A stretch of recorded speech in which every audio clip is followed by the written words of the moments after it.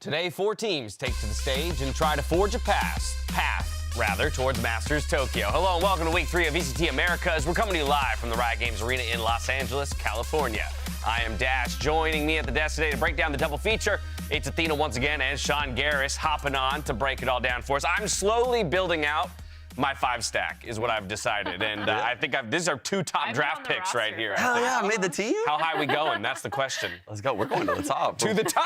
Yeah. You'll catch us in VCT Americas next year, maybe.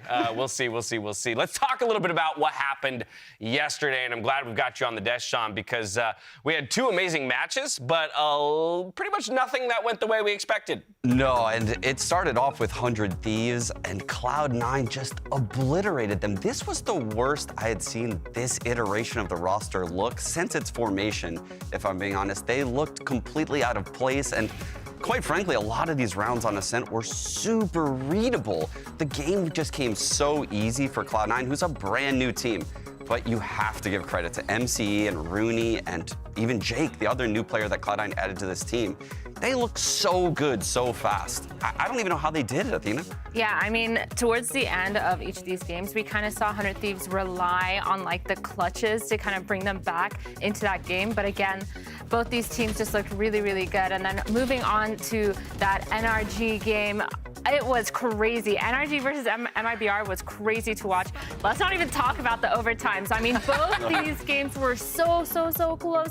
Like every single map in this series was extremely close. Both these teams playing really, really good. It felt like MIBR finally found their groove almost towards the end of it. But like, again, pushing it to overtime just means like the skill gap was like really close. Very close. And something I heard you guys bring up on the desk before that series started was those 2 teams are scrim partners. Right. And that was a huge win condition, I think, for MIBR in that series. You could see how they played those clutches, the 3-on-3s, the 4-on-4s.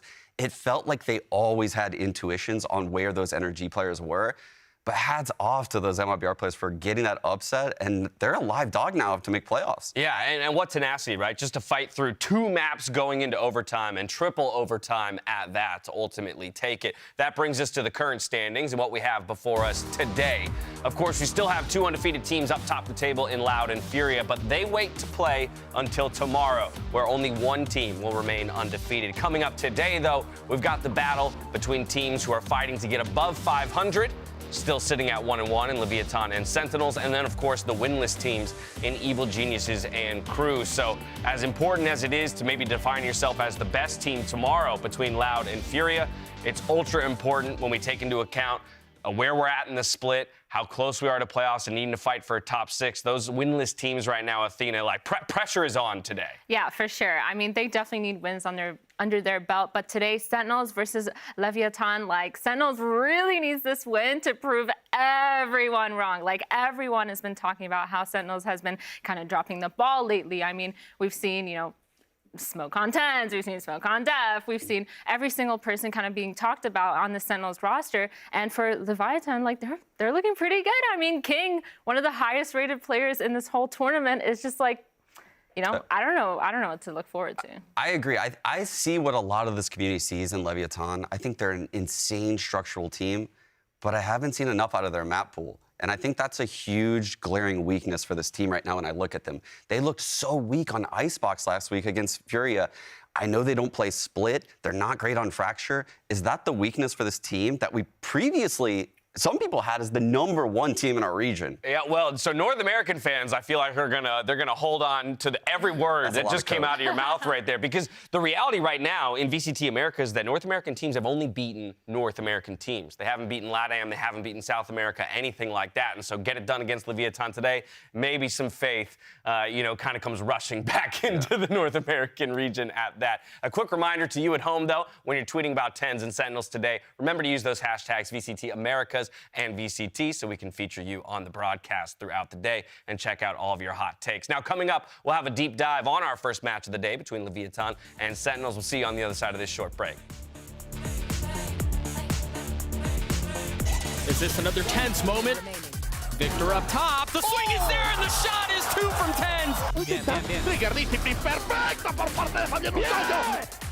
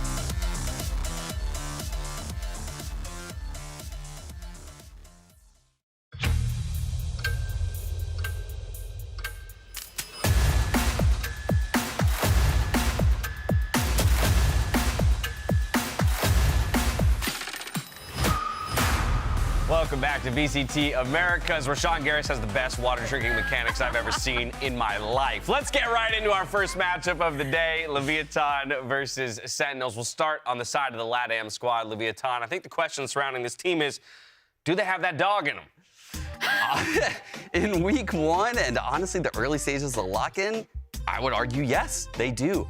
But on certain maps and against certain opponents in big pressure situations, that's where I feel like we don't see them show up. Leviatán doesn't show up in those big moments. And will they today against the clouded gods of NA? I don't know.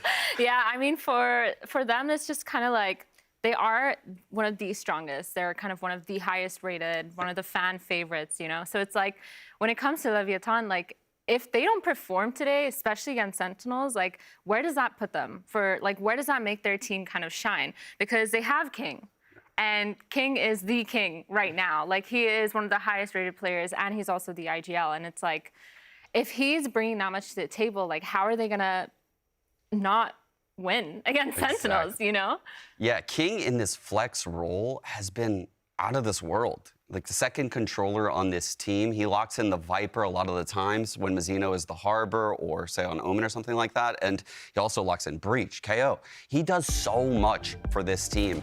So King, I agree, he's fantastic, but he needs the pieces around him to succeed as well. I was going to say, it's so interesting to hear you guys talk about, you know, the expectations that have been put on this team at times, and where we see glimpses maybe of how they could live up to that expectation, but maybe falling short in those critical moments. I'm thinking of this matchup against Furia, right? One of our undefeated teams in the league, where you would want to see them kind of leave their mark if they are going to make a case for being top 2, top 3 here in VCT Americas. I think that is very possible for this Leviatán team. When you watch them play, they're so structured. But what are they missing? They're missing these big performances out of Takulia in a lot of these games, if I'm being honest. If you look at his stats, he's more towards the bottom of this VCT Americas.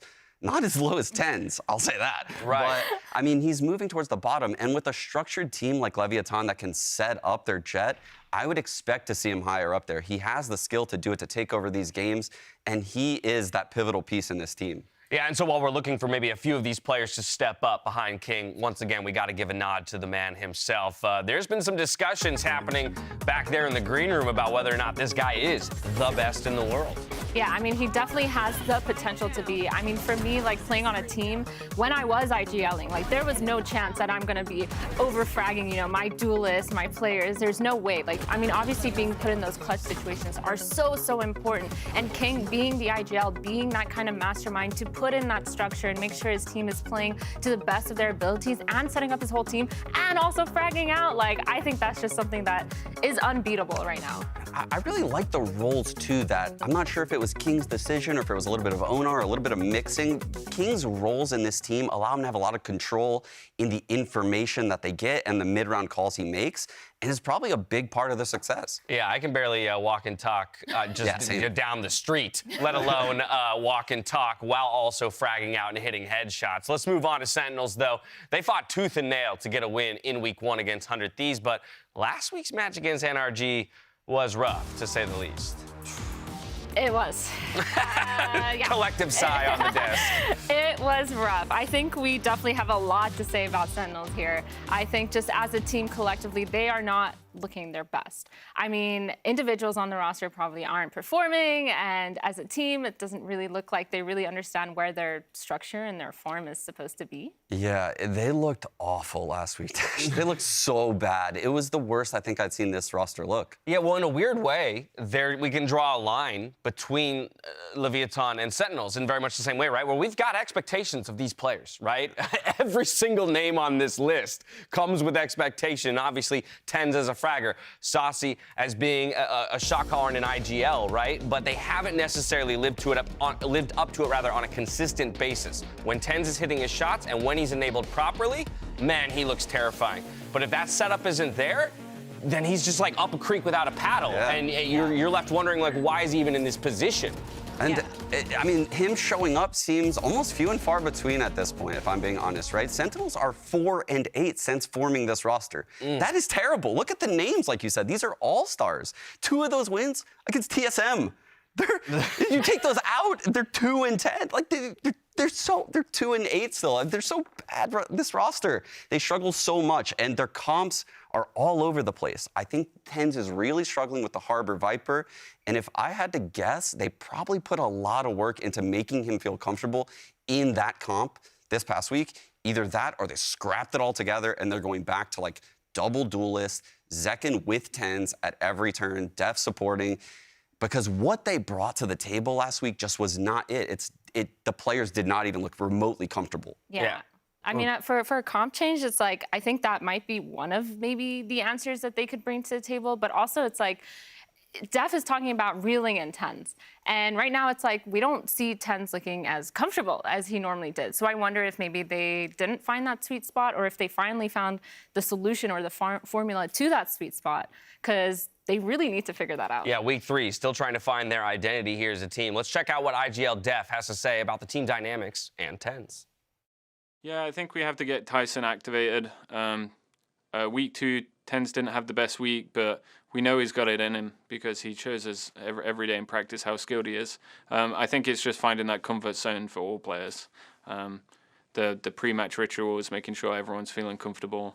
I don't think we had that in week 2, but as the weeks progress, that's something that we're really going to keep our eye on. Still trying to find that way, right, to put Tens in the proper position to really showcase what he's capable of. By the same token, though, I think more and more as the game of competitive Valorant has developed, whereas you used to maybe have more impact as an individual star, there needs to be somebody who can who you can fall back on. All right, Tens isn't having his day. Who do you look to next? And that's where the name Zekken comes to mind. Yeah, and Zekken has cleaned up on this team in this flex role. He's played initiators. We've seen him on Raze. We've seen him all over the place, and he's having so much success. The top performer on this team. Tens was up there with him before last week, but he just plummeted down the list. And he's rocking them bunny ears. He's rocking the bunny ears last week. And here he played the Sky on Lotus. He did a great job last week. So he's had value across a lot of roles for this team. But he's not the problem, like I said. There's a lot of other issues with this team. And the 2 players that we just brought up, Def and Tens, they're probably at the top of that list right now. Right, but can you imagine then maybe that the pressure, or rather the pressure that Zekken would be feeling in this position, right? I'm performing. I'm doing what I should be doing, and I'm on a roster next to, again, all these people, Tens included. Like, how much more can he do, and how hard is it to keep that level of consistency when you feel like what you're delivering still isn't enough to get your team the victories? Yeah, I really wonder if him in that initiator role is kind of like, is he also mid-rounding? Is he going to be contributing more? I know they've said that they're trying to change up the structure to, like, make everyone seem comfortable, but, like, where is his comfortability level? And, like, will he be able to kind of be the key to also help lead the team? Because maybe that's something that they're missing. I mean, Def obviously is a great IGL, but also like one of the worst performers in this league so far. Yeah, second worst statistically. I think only Klaus from Crew is the only person below him right now. So TENS is really right there with Def, though. I mean, Def and TENS both need to pick up their performance. If you look at the level across these teams, particularly from the ones, I mean, we watched yesterday even, the level individually is through the roof these days. You can't have weak links in the server, and you can't set up a star player and have 4 other people fail. That's just not how this version of this meta in Valorant is playing out. Yeah, we'll see if they can find a new gear today on stage. But I want to come right back to you, Sean, because earlier in the day you were talking about map pools and how it could play specifically into this series between Leviatán and Sentinels. Is that going to be the difference maker today? I think it very well could be the difference because you look at Sentinel's map pool, and historically they're pretty decent on Icebox. They're all right on Lotus based on what we saw last week. It wasn't the best, it wasn't the worst. Ascent, I think, Ascent and Fracture might be like the shining lights in their map pool, in my opinion. And then Split, they looked also not so bad against 100 Thieves. So I don't think Sentinel's map pool is terrible. They're just average across a bunch of maps. Yeah, I mean, coming into it, obviously, we also have Leviatán with like Lotus is one of their best maps. So it's like, that's kind of taken out of there as well. So it's like, it's so limited. Yeah, so we flip over to the Leviatán side, right? And obviously 3 maps still yet to be played there. And if I can just steal a phrase from you in the green room earlier, Sean, you basically said they're a 4-map team. Yeah. Are these the 4 maps? I actually would probably say that I would trust them more on Haven. I would take Icebox actually out of this. Based on what I saw last week against Furia, I don't trust them on Icebox. I don't think they have the ideas necessary to beat the tier 1 teams on the map. I think Leviatán can prove me wrong, though, on Fracture and Split. And that is where they're going to need to get some wins. The problem with having the 4-map pool, though, Dash, is you're giving a win up to your opponent and you're flipping the coin for the other 2. You're just hoping that you can get 2 in a row. And that is a dangerous game to play at the top level of Valorant. I was about to ask, like, what is the minimum number of maps that you have to be proficient on in a best-of-3 format to feel confident as a team that you're always going to find 2 out of the 3 wins? Yeah, I mean, always having your kind of comfort ban is a really big thing. I think for us, like, we always get rid of just the 1 map, so it gives us time to be like really good on at least 3 or 4 maps. Once you get the 4 maps down, you kind of float the other 2 and like hope that, you know, we're good enough foundationally to win these. Obviously, it depends on the time that you've had. But for all these teams, they've had plenty of time to prepare for this. I think that they should be, you know, pretty set in stone on the 4 or 5 max maps that they should be like really good on. The other 2 should just be floaters. Well, here at VCT Americas, we're big fans of like superfluous stats and irrelevant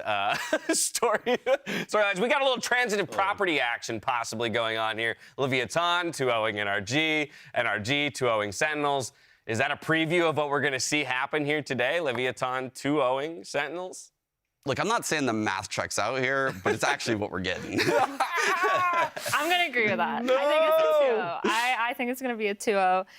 I hope for Sentinel's sake that it isn't, but I think it's going to be a 2-0. Oh, all right, okay. So considering that we believe it will be a 2-0 for Leviatán, let's try and craft our way to victory here for Sentinels. Real quick, what would be those win conditions for Sentinels to get the dub and reverse expectations? I want to see a lot of pocket plays coming out of Sentinels. Take the mid-rounding out of the way of Def, right? Like, have some ideas in the early parts of this game plan against Leviatán. Understand what map they're probably going to want to pick. If whatever you're going to ban, you have an idea, right? They have a 4-map pool. You can pick that map, develop some antis. I think they can steal this series if they just game plan properly.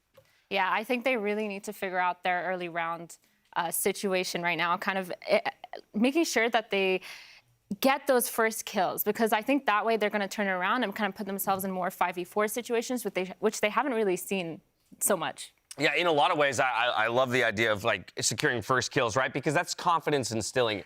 And of all the teams here, in a lot of ways, I feel like Sentinels is going to be one of the ones that's most dependent on confidence. I think of TENS when he's at his best, it's because he is taking every single gunfight, you know, like he knows he's going to win it. Now, it's clear both of these teams are struggling heading into week 3, and I think we know someone that might be able to help. They'll meet with Dr. Valorant right after this. We'll catch you back here in just a bit for some more VCT Americas and our first bout of the day. Catch you soon.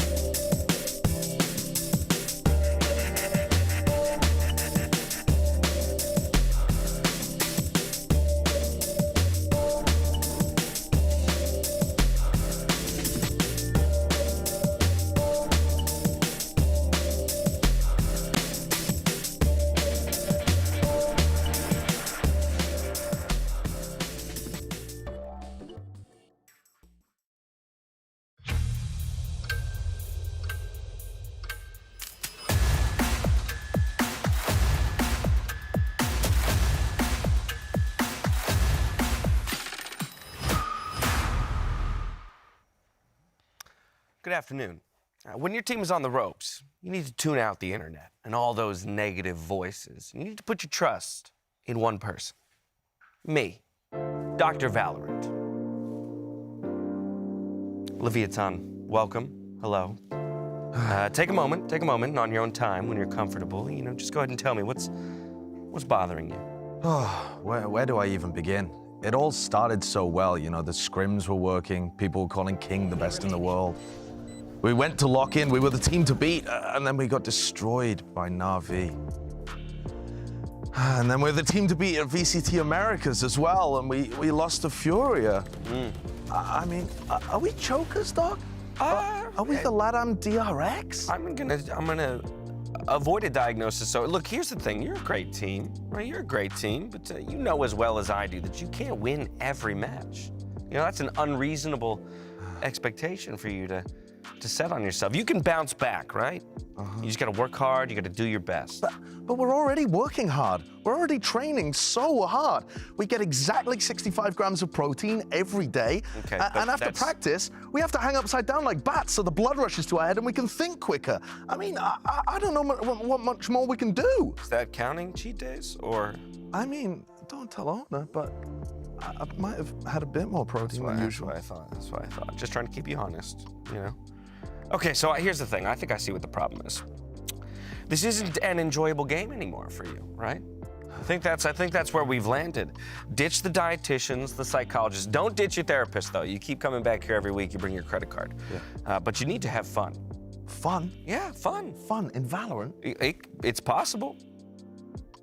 I've never had Look, fun you before. sweet summer child, here's what you need to do, okay? You need to start knife fights mid. Every round, every other round or so, somewhere around that. Load up on caffeine, junk food, okay? That'll do wonders for you, at least in the short term. Play like champions, 2022. Just think of olds, right? Yeah. Live in the past. Yeah. I've heard that's useful. And 1v1 your coach. He's not gonna like that. It's a way to get a little bit of a mental boost. He is not gonna like that. Well, you could. You know what?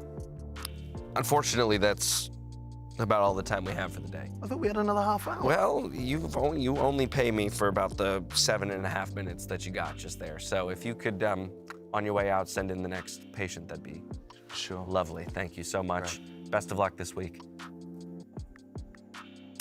Sentinels, hello. I didn't think I'd see you again so soon. Yeah, it's been rough. It's been rough. I thought we were gonna be back. I thought it was gonna be 2021 all over again, but now everything is just so sad. Clout doesn't even make me happy anymore. Oh, yeah, this Clout's a fickle, tricky thing, isn't it? Why do you think you lost your last match? Maybe we start there. Well, I don't know. Tens wanted to be a hero. Sassy and Pancata, they shouldn't be swapping roles, and I've been telling them that, but I mean, at the end of the day, like, it just, even our map pool. Oh, hello. I think we might be making a little bit of a breakthrough here. No, that's not the issue. Like, have you seen Sam? Sam is stealing all our clout from us. It could never be Tenz's fault. Okay, well, hear me out, all right? And I'm just a sounding board, really, okay? I'm just gonna throw ideas out there. I know this sounds drastic. I think you need to pull Tenz off the roster. Yeah, no, hey, okay, here's the thing. You assign him to a full-time content creation, like Tarek, huh? Think about the Twitch views, the impressions, the sponsorships. The org will be unstoppable. It'll be raining hoodies. No. Listen, you can't do that. You cannot do that. He's the heckin' franchise. Like, how do you think we're supposed to win? Okay, I like this. This is a good thought experiment. Let's go, let's follow this path. Okay, here's what I'm thinking. We sign Aspas. Okay, then you get rid of Def and Zekin. You following me still? Okay, you bring on Sadak and Les, boom, winning team. That's just the Loud roster. Well, were they champions? Yeah, but... Yeah, case in point. Okay, there you go. Time's up. That'll be about $2,700. Sorry, we don't take insurance. Good luck out there today, though, okay? Oh. And I'll see you again soon. Thanks, Doc. I guess. Leviatán versus Sentinels are coming up. VCT Americas starts right now. This stream contains fast, flashing images that may affect viewers who are susceptible to photosensitive epilepsy or other photosensitivities. Viewer discretion is advised.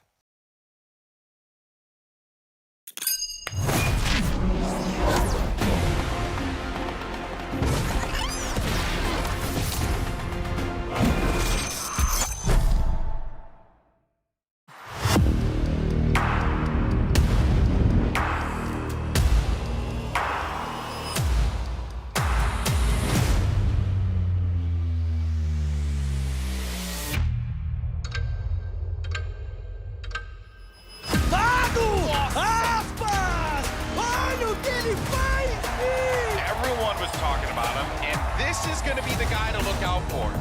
Too much Cryo again. Does this guy miss? Does Cryo ever miss? No, he doesn't. Olha a TZ, escala bem, faz duplo abate, vamos, Fogão! Se acaba tempo e leva!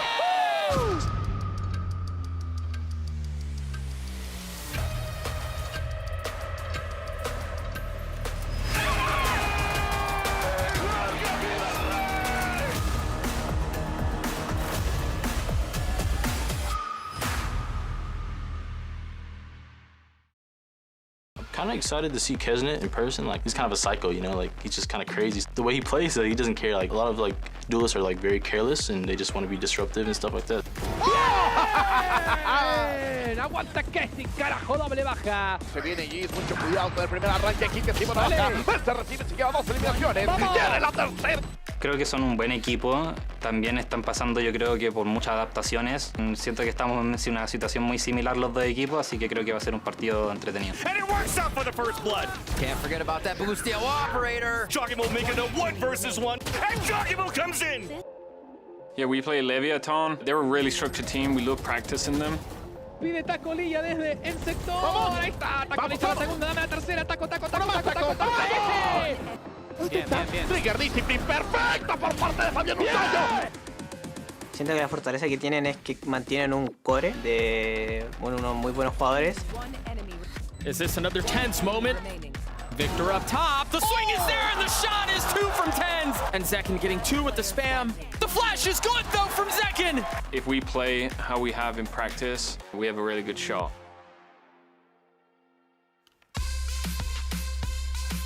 Welcome back to VCT Americas. We are having some audio issues on stage with the teams, and so we'll get those games underway as soon as possible, but that does give us a little bit more time to talk about the matchup. We got a preview of both matchups for the day and the players' thoughts on it. Def talking about how structured team Leviatán is.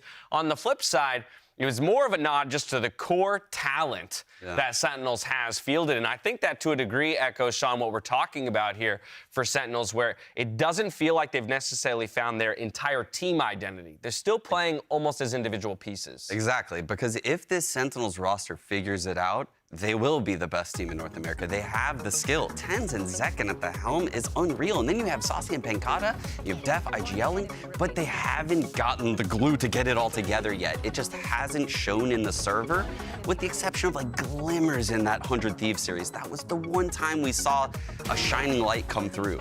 Yeah, I mean, for Sentinels, like I said earlier, it is looking a little sad right now, but I think for them to make it less sad is to kind of have that core kind of identify themselves with the whole team, exactly like you said. And as you can see here, like these stats, it's kind of hard to look at. Like 42% round win percentage for Sentinels is not that great. The first blood success at 37%. It only gets worse, right, as you like go down the 29%. Yeah, like, row to row to row. Round, like pistols, honestly, pistols are super important in this game because for us, we actually are notorious for losing our pistols and then winning second round.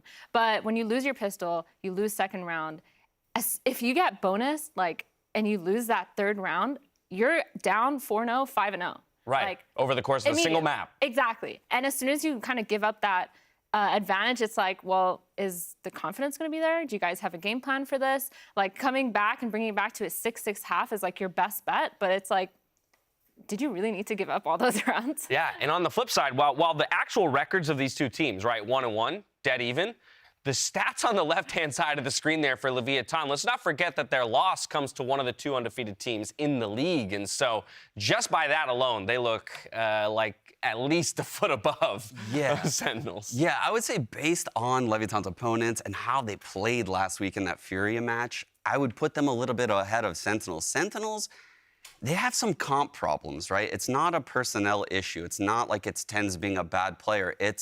I feel like a little bit of discomfort in the Harbor Viper comps. They've yet to really secure any of those maps, if I'm being honest. And the only maps they looked good on was the double duelist Fracture against 100 Thieves and their Ascent game. And that was it. I mean, other than that, I really haven't seen them feel very comfortable in the Harbor Viper meta, particularly Tens. Yeah, and so we'll see if they can find it today. You want to talk about stakes, you want to talk about pressure as well. For Sentinels, pressure's on because their schedule is very tough from here on out. I mean, Leviatán, no slouch in opponents, but look who they've got up next, right? I mean, you're going into Loud, you're going into MIBR. MIBR has pushed every single team to 3 maps and took a double overtime win just yesterday. So your next 2 opponents are really scary. Cloud9 surprised us as well, right? And so we don't really know what to expect out of that team up against Sentinels. It's a tough road ahead. You want to get wins in that column early. It feels like they're playing against teams that have already found their identity. Let's be honest. Yep. Like, I know we were discussing this yesterday on the desk. We were saying, like, week 3, you should know who you are by now. You should know who you are as a team. And I think for Sentinels, I hope they find it today. You know, like, I really hope that they find who they are because they do have the potential. They do have the skill ceiling. They do have, you know, like you said earlier, like a stacked roster pretty much. But it's like, it's still not out there yet. And this is getting into must-win territory because you saw they play Loud next week. There's a world where they're just chilling at 1-3. Yeah.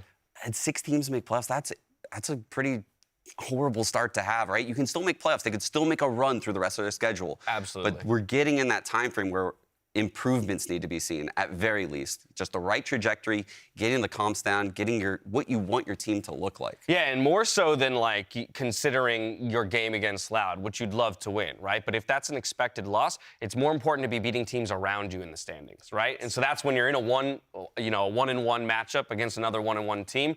Get the win there. Get it done today. Now, earlier, we had an opportunity to speak with Def about the incredibly difficult IGL role and how things are going for Sentinels so far. Take a look. Yeah, so I do majority of the calling now on this team. People chip in with ideas, but yeah, it's mainly me. Even before Except we split it up, I was kind of doing all of it. So it's kind of just going back to that. I'm really enjoying it. I'm just hoping by the 3rd and 4th week that we've solidified game plans for every single map and every single side. No doubt a difficult role, and both of you can speak to that. I'm certain of it.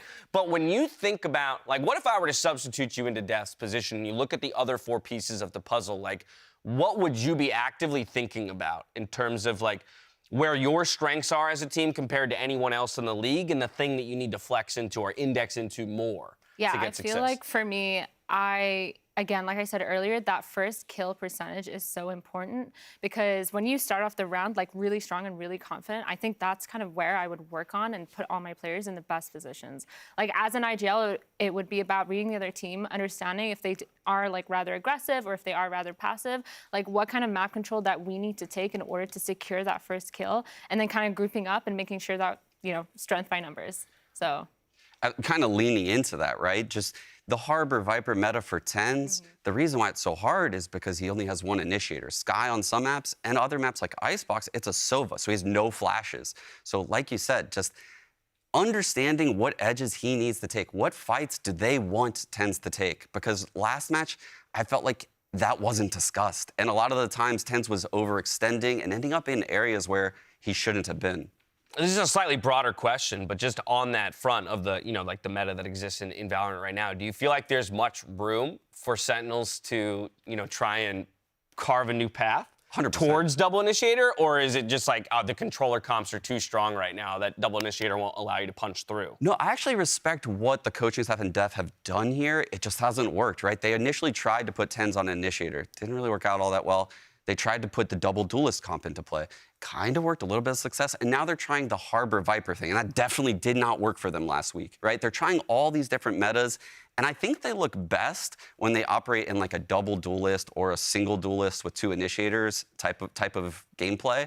Because last week, like I said, there's just not enough utility for 10s or whoever the duelist might be this week to get those entries. Yeah, I mean, the double controller meta is like, it's really interesting because the only counter to it is like the double initiator meta. Like the double duelist versus double controller, it's just, it seems so hard to just get past all that delay, all those walls, all those slows and everything. Like it seems pretty much impossible. You need a way to be able to bait out utility, flash through smokes, flash through walls. And if you want to set up duelists, like you need initiators. You can't just have another duelist like running in after them. Yeah, I'm like in my brain right now, just thinking back to yesterday and the number of times that we saw rounds where it was like a sub 30, sometimes sub 20-second side executes, right? Because you spent the whole first minute and a half of the round just exhausting the utility of the defensive team in order to finally get your opening and punch through onto a site. And that's a scary thought, that everything has to happen so instantaneously and perfectly in those final moments. Yeah, timing is everything in those final moments of the round, and that's where Sentinels are struggling. And you guys actually aired a clip yesterday where I think NRG was playing against Sentinels on Lotus, and we listened to Def Com in this hectic situation where a lockdown was placed by NRG, and the comms were so long and drawn out. Maybe it's because they have Portuguese players on their team, but it didn't seem concise enough, and it seemed like a lot of stuff was lost, and they're relying too much on Def to micro everyone, and I just think that there needs to be more voices on this team and better ways to communicate their ideas. That's an interesting conundrum, though. More voices, but also concision, right, in the way that you speak. And you have to find that shorthand as a team. Obviously, language barriers can be difficult as well. We do need to take another quick break. When we come back, though, we'll get into Sentinels versus Leviatán. We'll see you here in just a bit.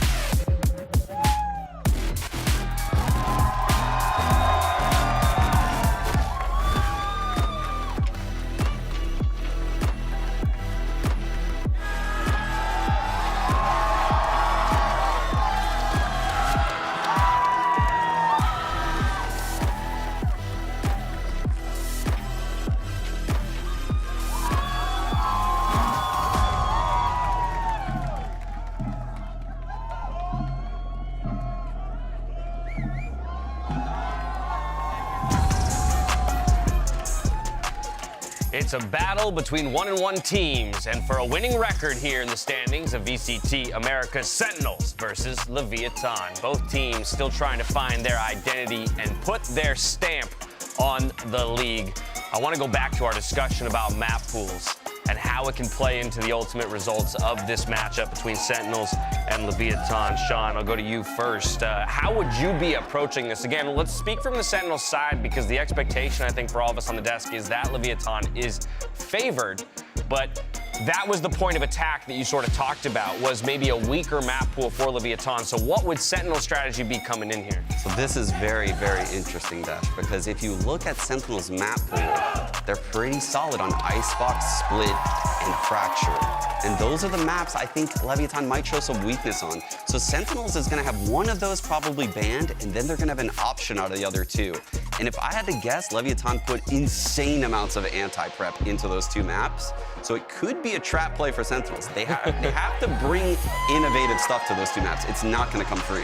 Yeah, I mean, I just really want to see, like, how it kind of turns out on, like, an Ascent or a Haven, because I feel like those two maps are maps where it's really easy to counter-strat, but it's really hard to be super creative because the maps have been out for so long. There is, like, certain metas. I mean, the new comps, the new metas that are coming out, it's like, how can both these teams be super, super creative, as well as Sentinels kind of feeding into that structural play style that Leviatán has and kind of countering everything. And as I say that, the Haven ban comes in. I'm so sad. I know, Haven's one of my all-time favorite maps just in general, so sad we won't be having a chance to see that one just yet. There's the Fracture ban that you called for, so one of the three that we expected. Icebox and Split remain in the pool right now for Sentinels. And if I were Def or, you know, the coaching staff for Sentinels, there you go. There's that Split pick. They're going into the weakness for Leviatán. I really like that pick out of Sentinels. Okay, so waiting for the response here from Leviatán. They knew they'd have to play on an uncomfortable map, but Ascent is their response in hoping to push it to a third and final decider, and it'll be two bans that determine what that final map would be. Boy, do they look good on Ascent. Okay. They look real good on Ascent. What do you make of that, though? The Icebox ban out of Sentinels, because this was the other map that you were discussing. You would have felt like maybe they should leave that to Leviatán to remove from the pool. Yeah, I think they looked a little bit flat with the Harbor Viper, and maybe they didn't have enough time in that week to float that as a third. And so they have Pearl as the third. I thought this veto could have gone a little bit better for Sentinels, but these first two maps for them are great, right? I think if Leviatán can close out Ascenta and get to Pearl, this is going to be a really, really hard series for Sentinels on Pearl. I'm surprised they even let Pearl through. Like, I'll be honest, like, Leviatán looks really, really solid on Pearl, and Sentinels, we haven't really seen them play yet, so I wonder if they're cooking up some stuff, some good stuff. I don't know what they could possibly cook that's going to stop Tacolia, because those B execs are insane. They have. Well, and that means, well, right, we're going to put a spotlight on that Icebox ban if it does make it to a third map, and maybe question the approach and the prep that Sentinels brought into this series. Either way, we're heading to Split first. It'll be Sentinels on attack, Leviatán on defense. Smiles all around, though. Love to see that for the players as they step onto the stage and the comps are getting locked in here. Whoa, double duelist. Double duelist on Leviatán, and actually, it's the other way around. Sentinels is actually not rocking the double duels. 10's on the Sage. I've seen him play the Sage before, and I actually think he's quite good at it. I think intuitively he has really good wall usage. Yeah, and they're handing the raise over to Zekin, right? So they're saying, look, you've been fragging out more recently. You seem to have the aggression pumping through your veins. We're going to give you that opportunity to keep the foot on the gas pedal there. All right, now that compositions are locked in, does this change the way you're thinking at all about the prep that the players or the teams have done, considering this matchup? I feel like both these teams have cooked up something that I had no idea about. Like, I am so confused. But I think it also makes sense. I think putting 10s in a comfort zone, a comfort pick of Sage, I mean, having like a limited amount of job, you don't have to go get those first kills. You don't have to go make space for your team. You're just kind of holding it down. So, I mean, I think it could potentially work. I think they can do it. Yeah. Look, we had a lot of questions coming into this matchup about both of our squads, and they seem to be giving us answers. But we'll figure out which of these teams comes out on top in just a moment, because we've got a clout match ahead of us. Let's send it over to our clouded, mustachioed friends in Bread and Sideshow for the call. Thank you very much, Dash. Yeah, clouted mustachio duos and friends, honestly, as well. I'm surprised to see Tarek is not up here as well. I know. I mean, you're talking clouted individuals. Mustache has got it both. Yeah, we don't have too much of the either, but yeah. I actually heard that Tarek was going to shave his mustache if Sentinels lost this game. So, yeah, just to heard it through the grapevine, you know, you hear things behind the scenes when you're hanging around here. I think this is a very interesting map pool. I know that the desk has spent a lot of time talking about it, but Leviatán haven't played Split since July of last year. This is not like Icebox where we've recently seen them lose. It's just not a map that they've showcased or had to showcase for a long time. And Sentinels, the org, are on an 11-map loss streak on Split, only 3 of which are from this roster, and that did include an OT loss to 100 Thieves fairly recently. So, anybody's game. We saw Sentinels go for trying to pick their opponent's weakness into NRG. They tried that Lotus. It did not work. They got absolutely rocked. They're old and smoked. It's a trepidatious beginning for this split map here between Leviatán and Sentinels. Little dog Trailblazer, follow up. Sassy, got to vacate. Nade pushing him back as well, but oh my goodness. Gets out with his life and a kill with Taco Leah going down. Could open things up, but did he expect Oswald to be here? The answer is yes. They know the position's compromised. What a beautiful beginning. It's a risky reclear from Def. He was alone with the spike, but he gets a great angle there and takes down Nozwa. Trailblazer's caught. That's another player just completely isolated. Try close corner here. Picking him apart at the seams. Left up to Mazzino. But Sentinels taking the pistol. And that's a sentence we haven't said too much in Americas so far. They're 2 and 10. I mean, now, you know, 3 out of 11 in Americas at the moment. So it hasn't been great for them, but that is a beautiful start. And it really doesn't come too much off a set game plan from Sentinels. It's more about dismantling that aggression from Leviatán. And I think that that could be an absolute key here for when they're on the attack side or the defense side. Taco and Nozwa are probably going to be playing very aggressively, finding ways of isolating them. And then picking them off would be instrumental to Sentinel's success, you got to imagine. A great game plan, a great beginning as well. Obviously, Sentinels got to be coming into this first map of Split with a win under their belt if they're going to be facing off against Leviatán on that ascent for the second map, but early days yet. Trailblazer making sure to clear through. There's nobody to follow that one up because the rest of Sentinels are grouped up in B main. And Leviatán have gone for a 3-player stack over towards A. You can see the shorties coming out here, King, Nozwa, and Taco. But I don't think Sentinels look like they're at any risk of running into this. Not at all. But nobody to meet them. I mean, look at the way that Zekken gets into the site there. A double blast pack kind of play. You could imagine a world where once we get into the gun rounds, Mazzino's going to have a pull close to that choke. And it's going to become a bit more difficult for Sentinels to burst out with Zekken as that star duelist player. We saw Zekken playing a lot of the just hard initiator stuff last week. I was wondering whether that was just what they wanted him to play from now on. Yeah. But it seems like they still want to keep that duelist role flexible between TenZ and Zekken. And I've got to agree with Sean. I really like the way that TenZ played Sage last time we saw him on it. I think it was their game against Fnatic at Lock-In. Yeah, it was a centerpiece of a lot of criticism in that matchup. I think a lot of people expecting, you know, TenZ to be that big heavy hitter. But at the same time, I thought he played well. He did play well on it, yeah. Kill collected. You can see Leviatán just trying to do the percentage play. You want to go down to the spike. The Sentinel's very good round heading into that against the eco of Lev. Not losing any players.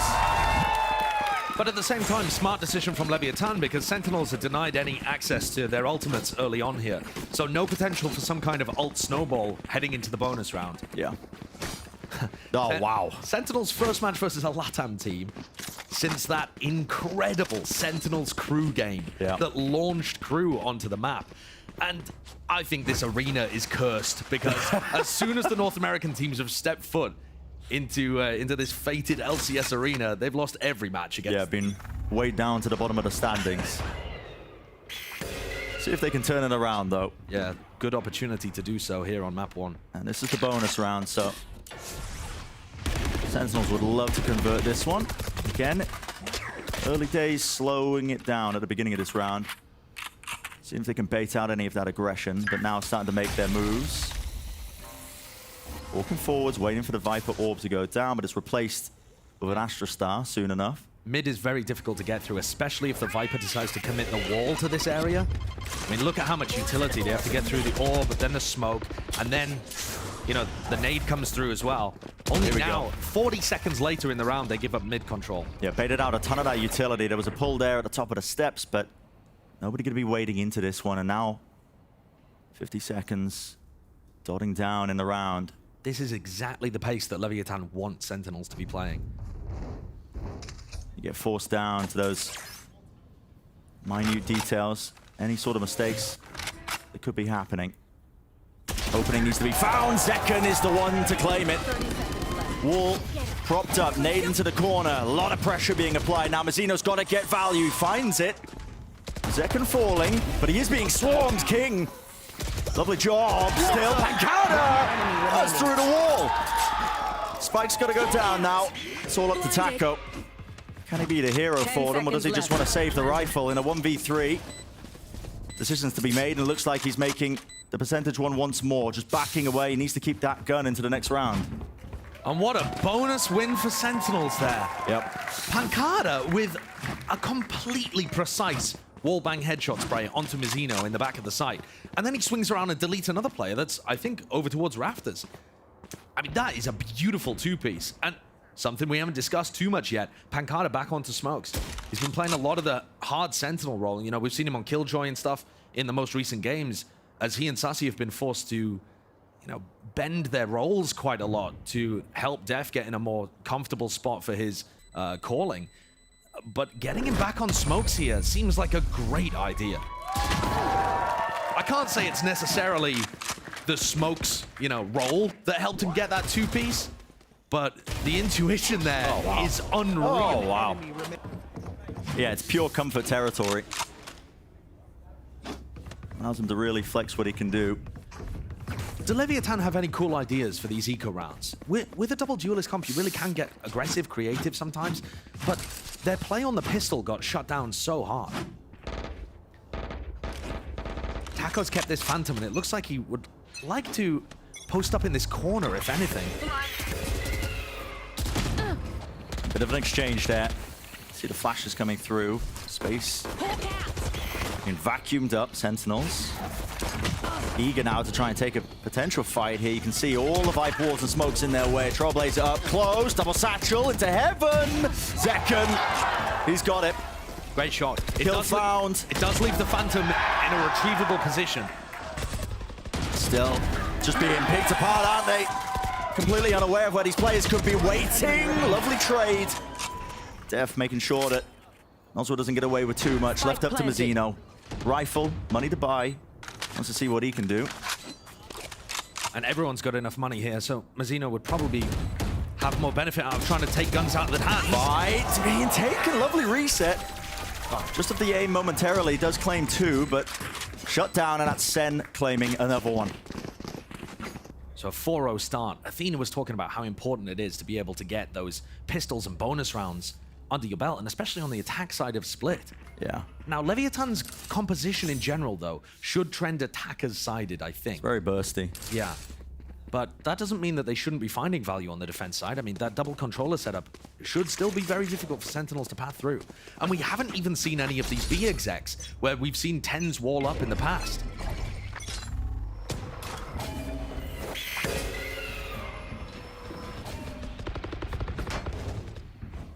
These slow beginnings that we see so often here on the split attack side.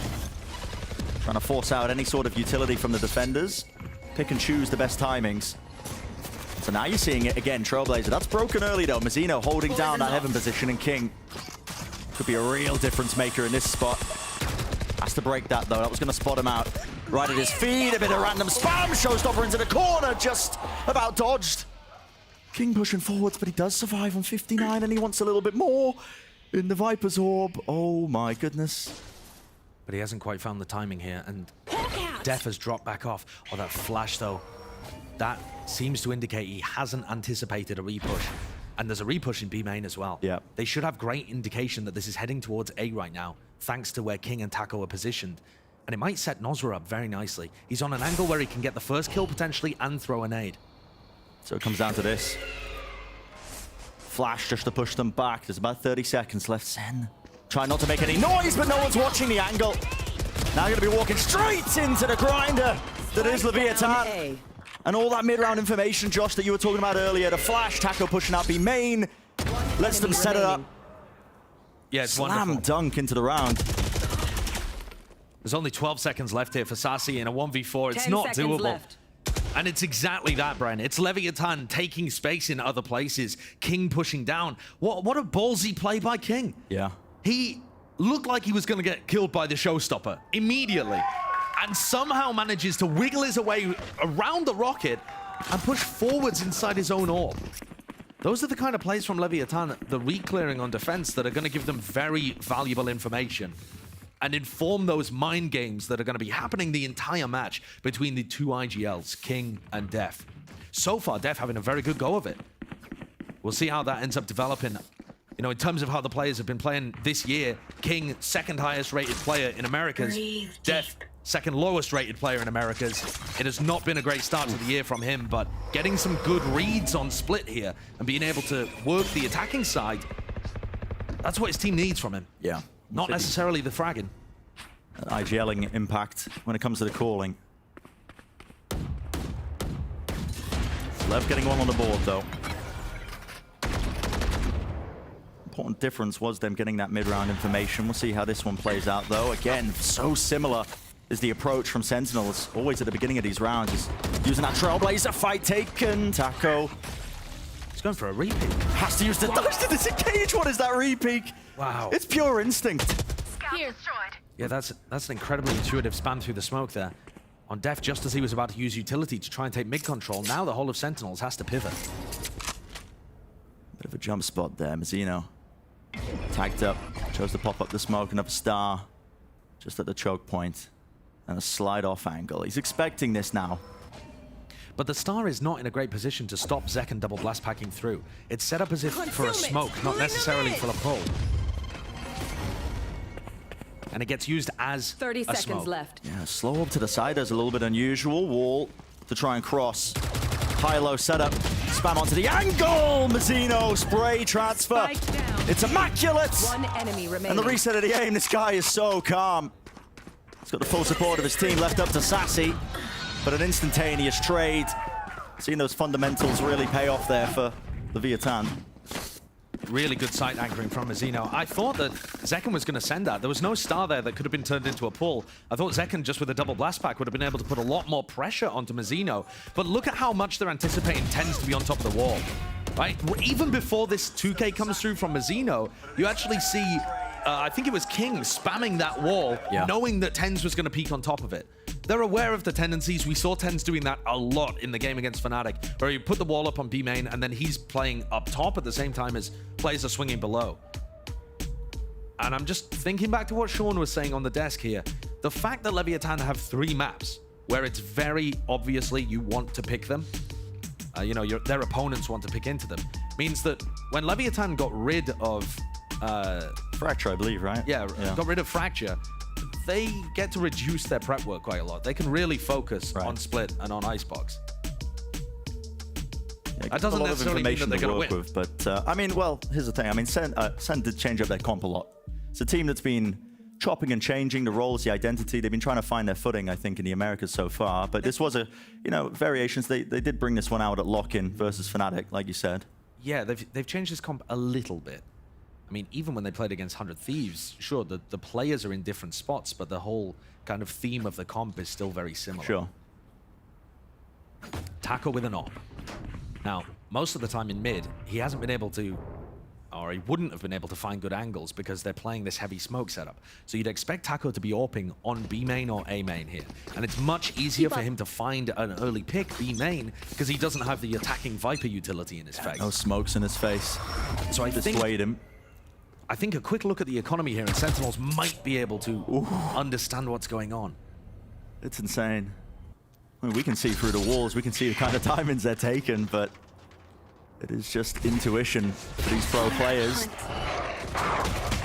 Def just trying to avoid the Trailblazer getting broken here. Gets a bit of space there up into A ramp, but the rest of his team, look at that, grouped up towards mid. There was no real intention behind it, just to try and trick Leviatán into thinking they were taking that space towards A. You can see them re-clearing that with their own Trailblazer now, and there's a timing potentially to be taken, but SEN have slowed it down once more. I think King's got a good read here. There was a Trailblazer going down mid, and he looked like he was going to rotate off to B. B is looking very weak currently, so much on Mazzino. Yeah, up to him to try and stop this one, and Taco in B main. Angle, watch for slight flick, slight adjustment. Okay, 2 players watching, and what is that? Second readjusts as well, snaps to Mazzino. The Cosmic Divide stopping anyone from Leviatán from being able to take this one. Spike now down, set up to that post-plant scenario. The wall is quite unusual. You will not kill 10 for the res online, bringing that up one up. Massive player advantage, and it causes Leviatán once more to reassess their situation, backing away.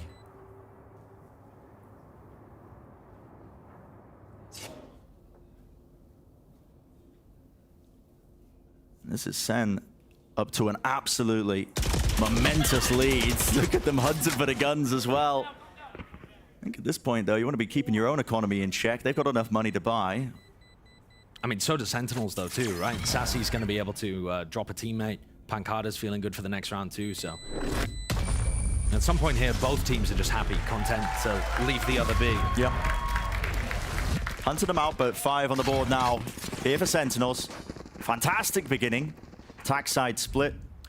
But at the same time, that's actually, weirdly enough, Sentinels' first rifle v rifle round of the game. You know, they've managed to get up to 5 so far by winning pistol, follow-up anti-eco, bonus round, follow-up anti-eco. I mean, you know, maybe I'm splitting hairs there about the bonus round not quite being a true rifle round, but Sentinels have been struggling in that department in Americas. They're at the absolute lowest point out of all of the teams. So it's good to see them get off to a good start. Here, though, Taco looking for a peek over towards A main, immediately repulsed. Yeah, that's great usage there of the utility. You can see the snake bite and a flash. No aggressive angles to be taken. And Sentinels are so aware of this early operator. You saw the way that Pancada was dealing with it over in B main, spamming, seeing if he could catch a wallbang headshot onto Taco, and then this time, early round utility being used over towards A just to get a decent idea. Does Taco take a timing through this smoke? The flash makes it feel like he's not there. The Trailblazer might have given it away. Poison orb emitting. Yeah, the Trailblazer by his side, but couldn't quite get any value of it. SEN were not eager to push or pull into any other spaces after finding that out. But they have grouped up in mid now, just waiting for, presumably, these smokes to drop down. There's a nade, there's a flash. What else going to be accompanying it? Well, Noswa none the wiser. Maybe even a slow orb accompanying that. I'm not too sure, but either way, kill claimed, kill found. He got completely trapped in mail there. And I think at this point, Dev's getting a great read. Oh, King with another repush down. But this is being watched for. It's being watched for. Sassy was away. 30 seconds left. How does he not win that? I mean, King just sometimes pulls these moments out, doesn't he?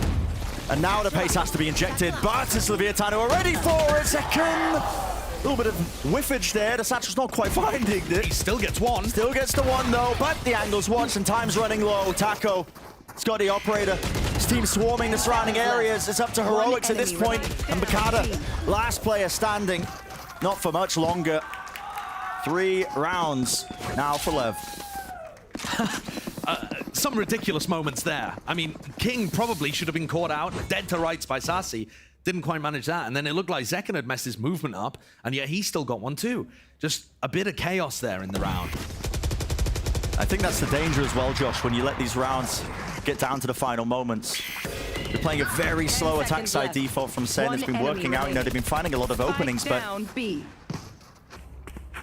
just weren't given a lot of time there to adjust. They had to go fast, and there wasn't enough util being bled out of Leviatán with a defensive setup. Okay. Timing, potentially finding something there. Dog up close. This time there's a player behind it. Zekken actually taking the space.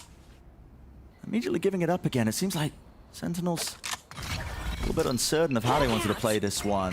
Flash straight through the walls, though. I just think the A-ramp position is such a good early round kind of piece of map control to take if you're Sentinels. And you can go back and re-clear mid if you like, or you can try and pivot through ropes. I mean, what would Taco do here if they did decide to go vent to mid? He's in a bit of a weird spot. It's quite interesting. We'll see if he can get his way out of there. Spraying him. Sentinels trying to lock down that A-ramp position. I have the spike. They've met their match, though. So many of them falling. Left in that 2v5, Sassy and Pancada. Frees up the communication. Start talking in a mother tongue. Maybe they can get something going, but looks just impossible. Yeah, in a 2v5. I mean, Sassy and Pancada are great, but I don't see how they're going to manage this. 30 seconds left. It's not like the economy's in a bad spot either, but I just think you want to hold on to this. Oh, yeah. And I think overall, when you look at how Sentinels are playing, I think they've put a lot of prep into their early round game plan. They're clearly aware of where Taco wants to be, and they're stopping Taco from getting that space. 10 seconds But left. then once things get into about a minute on the clock, Leviatán start to make something happen. Whether that's, you know, King walks down mid, or they decide to refight them on ramps. Blinded. And there's something there that Sentinels have to deal with and adapt to. And a lot of the time, it's not quite going their way. No, a lot of the time, when it gets down to those mid-round positions, they're not even holding players in those positions to even be aware that it's Leviatán who are taking space, holding close-up aggressive angles. Look at how good the trading is there. Yeah, what a making sure lovely, that they were covering. What a lovely way of re-clearing too. Shy takes his Trailblazer out through A main and back up ramp. Yeah. So the Trailblazer's coming around behind as those two players in A heaven fight. A great idea. Taco's going to be open B main again. Pancada has been controlling it so far. They're not using the slow orb here off the rip, and he's not really going for too many wall bangs. Maybe at some point Taco will push forward and get punished. Yeah, maybe just recognizing that it is a little bit too predictable. Tell you what though, this Leviatán defensive setup has not shifted very much. Almost all of these rounds have been one player male, one player vents, one B main and 2A. And I think at some point here, Sentinels must have an idea that if they play aggressive, double blast pack, run a trap play on a male player, this kind of thing, a pull and a Trailblazer, they can get heaven control pretty easily. I've got it now. Here. Shy close down position. The rest of the Sentinels, they don't really want to go fast off of this. In fact, they're just making sure that they set up Zekken in this forward position. And look what that's done to Taco's dash. He thought Sentinels were moving forwards. Oh.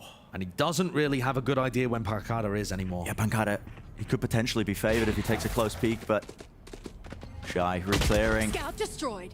Now they know. Okay, he's on the left side, backing away, and wow, the re-peek. Immaculate with the timing.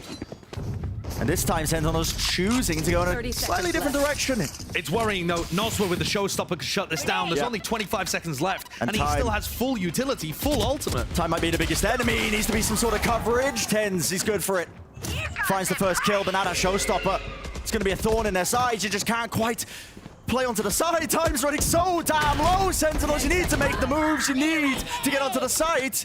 And they are just finding it so damn difficult. No more time to plan. Left down to death, but probably not much longer for this round. There you go, finished up, and it's Leviatán bringing it to 5-5, evened up in terms of the score. Say something? Sorry. Now, whatever way you slice this, it's probably still going to be a very good attacking half from Sentinels, but it was all gained off the back of the pistol in the bonus round and those follow-up ecos. In terms of the guns, they just haven't really been able to win rifle v rifle. And yet, what an opportunity they had at the beginning of this round to instantly go B heaven to sight. That's why Taco had prepped his dash, and initially, that seems like a nice little pump fake. Take some B heaven control, wait for a second, and then go to B. But maybe a bit of overthinking there. But now we see it. Pace injected into it, showstopper over the top. Sails over the head. That's King dodging a showstopper again. Yeah, but he survives it, but doesn't survive the nade. I mean, just walking into that one. Yeah, I don't know how that happens. I was all ready to praise him, but... And this could be a bit of chaos. How is SEN approaching it? So far an advantage found, but they haven't been too eager to jump straight into the midst of these defensive setups. A bit of running gun, second. Weapon not too good. How does he get that? Kill found, instant trade, Noswa. He pushes forwards. But they found the site, and that's going to be the Viper's Pit laid down along with the plant. Very difficult retake here. These are sometimes the kind of rounds where Leviatán will save, but it doesn't make any sense at round 11. Feels a little bit all over the place. Massino looking forwards. Steph's been caught, not playing within the pit. It's going to be the casualty in the middle of all of this. Jumping down, Tens. With Noswa being found, there was no trade in sight. Taco aimed for the shot, but this is an almost impossible retake. And look at this, Massino. Just scurrying around that Viper's Pit, looking for anything at all. In and out, a bit of spam maybe with the Phantom, but he just can't connect onto any targets. There's Sassy. Pit's down. Enemy remaining. There was time, but TenZ contains, and up to Taco. No charges left. Dash to disengage, he's going to be met. TenZ wants to hunt for this one, and he's found him. Big round for Sentinels to get. Pushes them up to 6 in this half. We cannot keep our goods after this. It's a great opening. And Leviatán, they've had some answers, but I think at the very least, they'll be looking to claim this final one and draw this level into the next half. How exactly did... Oh, he missed up the movement. Yeah, he did. He just gets caught on the wall there towards the end. It's a nice nade placement, though, because it clears out the box and also makes it really uncomfortable for you to try and get around the corner, but he really shouldn't have died to that. Big mistake. King and Mazzino have had these ults for a long time. I was wondering if we were going to see it being used maybe into mid, but just with the Viper's Pit, lay it down, make it a bit more difficult. There. And there it is, it's used with a slow up. That's what they were waiting for. Nate pushes forwards to spam. King, I don't know how he's escaping in these scenarios. It feels absolutely ludicrous, but moving forwards, he gets what? Waiting in the pit. 150 secondary somehow. Getting that much value. How King is avoiding getting spammed down and shot by insane. showstoppers and all sorts. His movement and his understanding of where the Sentinels players are going to be expecting him to be is unreal. They push second into this forward position. The decay damage kicking in, the rest of them regrouping up. They know. Side by side, yeah. At some point here, Zeken's going to try and backstab, right? But that also means that he's not there to entry 30 for them in B main. It's all about the timing. And Mazzino's just going to stop them from getting out. One smoke, one pull. Zeken's going to be forced to make a play happen here, and I think just walk straight into King. And this is so damn difficult. And there it is. Low enough. The shorty does the job, just trying to wade right into it, and none of the util has been cleaned up yet. Dev! A bit of a miracle moment from him. He stepped up. 3 kills in it. Tap at a spike, needs to reload, doesn't have any bullets, but now time's running low. He's got nothing else to work for him. Seekers pushed back around the corner, 11 health to his name. Could this be it? A bit of a miracle for the IGL. He would have to ace. He's got the most to do. Him versus the world is what it feels like. Doubled up, one drop down, Taco spotted it. Positions there. Crosshair placement's good for one still. Finds it. Flick at a wrist. And it is good util in his hands. Finds it a target, and that's the ace. The haters denied the final round of the half, and it's Def the IGL who steps up to the task. Def more than doubles his kills there with the ace in the final round. How did these come through? Such incredible shooting to be able to take down Noswa and King, and then wins a 1v2 against Taco, and then a flash around the corner giving him the info and an instant headshot. Sometimes Def just turns on. And for a player under such scrutiny for the Sentinels fans, that will give them the boost of momentum they need heading into the next half. That's what they needed. And 7 rounds on that attack side, a split moving over to a bit more of a favored half. It's going to be good. It's looking good for them, but we'll find out what our desk has to say about this one and setting us up for that second half. Well, pretty much every analytical thought left my brain when we watched that ace take place to prevent the first half from going dead even. Could have been 6-6, and because Def comes up with a big one, it's now a 7-5. But we've got the Titan of the Telestrator on the desk today, so you know we had to put it to use. So I'm going to hand things over to Sean Garris here, who's going to be breaking down an early round win here for Sentinels. Thanks, Dash. And yeah, this is the bonus right here from Sentinels. And you can see off the bat, this shows the dedication they put this week to discussing their game plan. We have the Sage over here at B. She's going to slow this push. We have the Viper over at A. Just going to be a nuisance for this Skye. So when we play the clip here, you can see, they're going to stall out in mid because Leviatán does such a good job. If you look at mid, look at the mid control that Leviatán's going to pull here.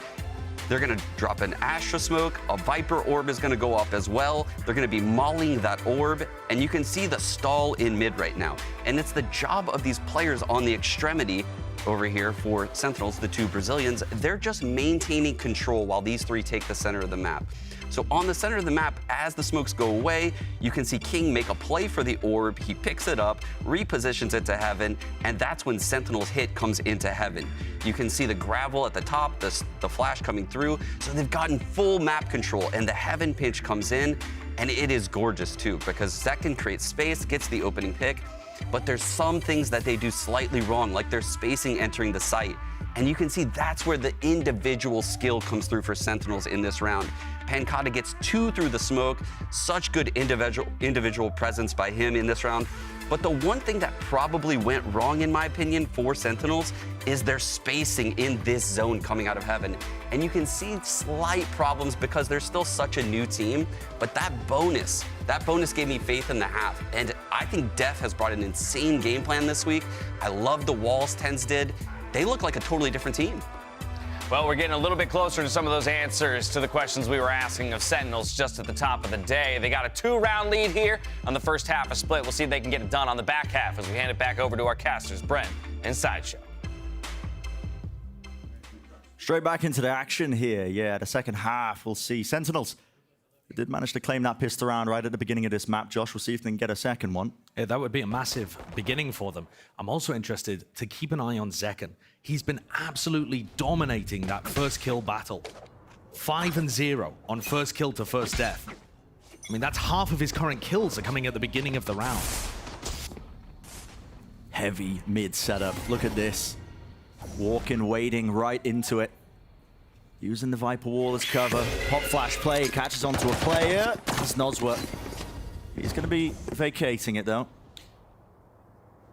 And the reaction starting to come through from Leviatán, taking that A pressure. Are they just going to try and contact through? No. There's no time wasted really, is there? Look at that already. Straight into the site. A bit of spam with the frenzies. 6-0. That's right into the smoke. Taco falls. And look at that. Once more. Talk about Leviatán not wasting any time off of that one. That's Sentinels taking up that space with the dog, but this flank is going to be met right up. Yeah, very, very far back post-plant positions from Nozwa and from Mazino. He needs to be the difference maker though. 4 players watching. There's a wall in his face. He has a satchel to get over it. Comes down to those timings though. And does he dare take it? 4 players now walking, waiting onto the side, looking to take the fight. King spraying them down from every single angle. It's run and gun that gets the job done. Zekin's still alive, still. Position planted into the back, naded to the back. Zekin has to try and readjust, but it's too much to do even for him, as well as he has been playing. That's the pistol round claim for Leviatán. What beautiful post-plant spots from Leviatán there. They weren't contested whatsoever, with only 2 players really getting into the site. I suppose it was 3, with 1 dying to Zekin, but they managed to escort the plant in. And then King takes screens control. Nozwa's playing a main. And they have Mazino in mid. They have flanks on flanks. And as Sentinels get into the site to try to defuse, they're completely surrounded. Loving that pistol round from Leviatán. And that's 1-1 in the map so far. King being that defining player. Able to find 2 kills in the middle of all of that, even with a slow orb at his feet, but... I'll tell you what's really interesting, actually. Watching Sentinels working the map on Split, they always have TenZ and Zekin playing together. And then usually, Sassy and Pancata are spread on completely opposite sides of the map. You can see it again here. You know, Def, TenZ, and Zekin have split up just a little bit because this is an eco round, but normally they're playing very heavy, like 1-3-1 kind of setups. And I feel like on the defending side, that's definitely something that King can get a read of. Because what it means is, anytime you see Sage utility, you know the Raze is there as well. And anytime you see a flash, you know that there's probably going to be TenZ and Zekin playing alongside of it. A dismantling in this round from Leviatán, and they've got free access to the A site. Not that they know that for sure, but smokes go up and should be a very easy round for them. But I do think that's a very interesting thing to keep track of as we go later onto this half. It's something that the IGLs will definitely be thinking about. Planted. Yeah, all about those telltale signs of any util being used. The push and pull of the map control, maybe if you can get something else, but yeah, it's a free plant. That was Sentinels hoping that they would wade into that gamble stack that they had going on towards B, but now just hoping to die to the spike or maybe take away a couple of the guns, because Zekin does have that Sheriff. And also, one of the other parts of having TenZ and Zekken play together so much on Split is that you're not really going to see the wall go down early round from TenZ if Zekken's playing with it. There's a lot of teams that get a lot of great value out of their Sage by just walling off A main or walling off B main at the beginning of the round, and you can just rotate your other players elsewhere. But if he's going to end up being an aggressive component and working off the flash, it's not something they're going to have access to. They're going to end up playing retakes a lot, and Sentinels look so rough on the retake. This is going to be a difficult one. Even with Sentinels buying up to those rifles, a bit of half armor as well, trying to keep the economy nice and strong moving forwards. It's Shy who I've got my eyes on. He's one away from a big ult. The Seekers coming online. They've been pumping all the plants and kills into him. So he is one away from quite an impactful ultimate. Might look to see them play around it. Leviatán looking like they want to take B main control very early on. And something to think about is, you know, you've seen that aggression come out from Sentinels early. Could they go for a flash re-clear into this area? Yeah. This looks like it might be explosive. Dash enabled, satchel through, already straight past the choke point. Ned's going to be bouncing back. It's all about timing. And guess what? No one ready to return, but eventually there with the better rifles.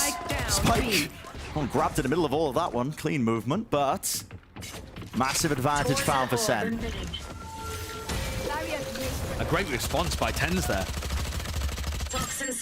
Not only does he move away from mid in order to pick up two. Whoa, what's going on there, though? He knew that they broke the wall. That's just as I was singing his praises for how well he adapted to that initial push. Very questionable decision-making there at the minute mark. That's actually opened the door for Leviatán. It's now a 2v3 where Sentinels don't have great information about where they could go as soon as they cut noise.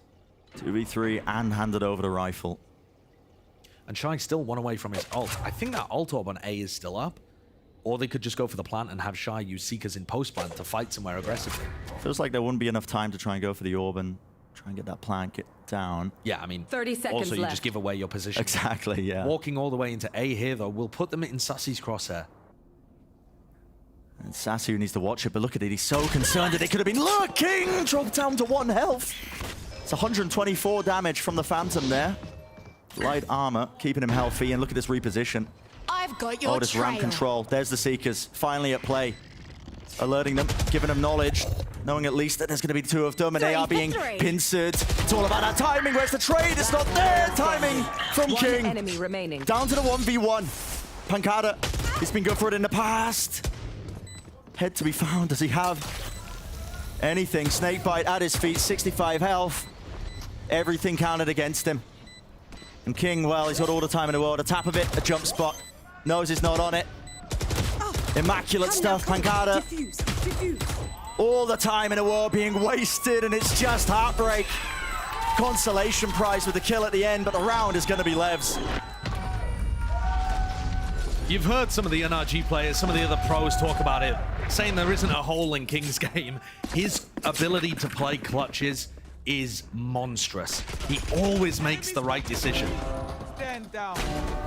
But I'm very confused about TenZ walking out into B heaven and also not clearing that close position at screens. I'm sure they should have heard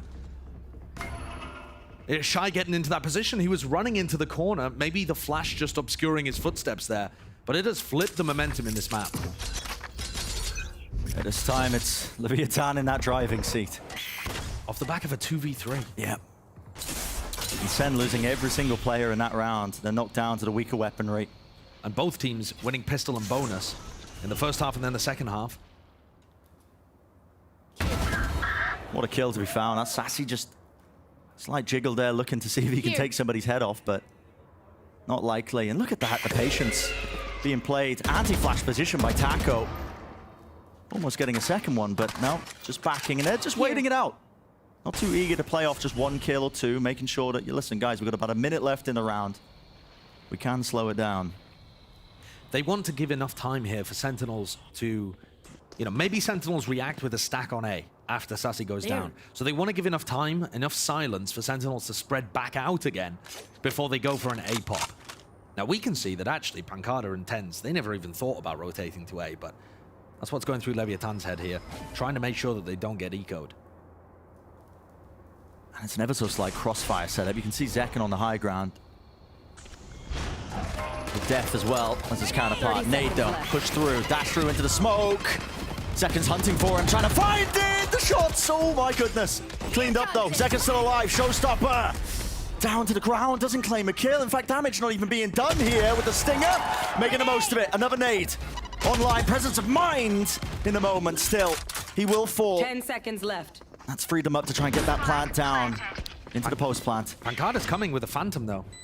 A 2v3 on the opposite side this time. Kill needs to be found though. Got to get an opening somehow, somewhere. Both grouped up. How does this really get found? It's all about timings, and Sentinel should with the wrong one, honestly. But an impossible task, as it was. That crossfire setup Lev had from Mazzino on the high ground.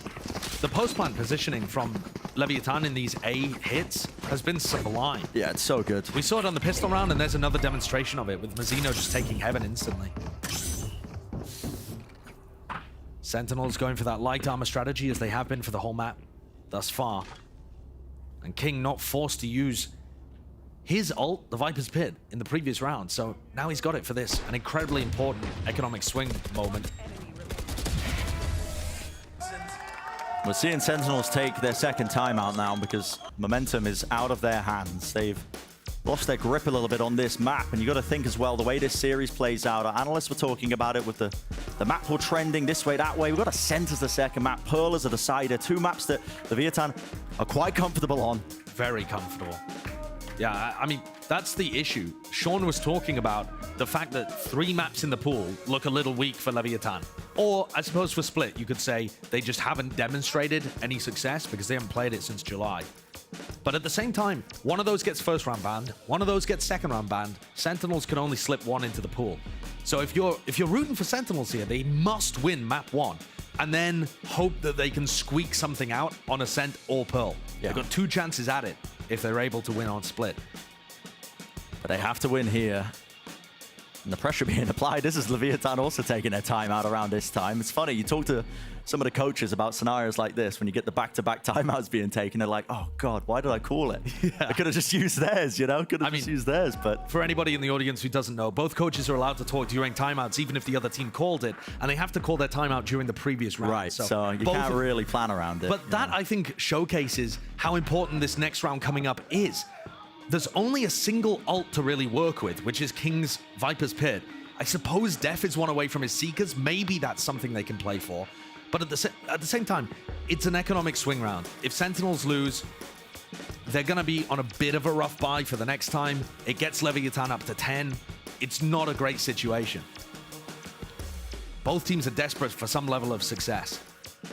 And neither team able to pull off a single retake so far. We've just been seeing attacking success or, defending aggression. Yeah. Retakes have been missing ever so slightly.